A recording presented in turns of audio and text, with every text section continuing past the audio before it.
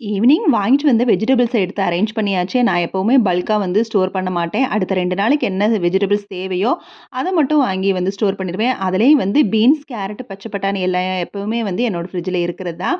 தீர தீர வாங்கிட்டே இருப்பேன். அளவா தான் வாங்குவேன். ஆனா ஃப்ரீக்வென்ட்டா வந்து 4 டேஸ் ஒன்ஸ் வந்து வாங்கிட்டே இருப்பேன். இந்த 3 காய்கறிகள் இருந்தாலே நெறைய டிஷ்ஷஸ் பண்ணலாம். Khichdi, Maggi, pasta, veg rice, veg கிரேவின்னு நெறையா பண்ணலாம். ஸோ, அதுக்காகவே இத எப்பவுமே வந்து ஃப்ரிட்ஜ்ல வந்து ஸ்டோர் பண்ணி வச்சிருப்பேன். நேத்து பிரேக்ஃபாஸ்ட்டா ராகி புட்டு செஞ்சிருந்தேன். ஸோ, அத மாவும் வந்து மீதம் இருந்தது.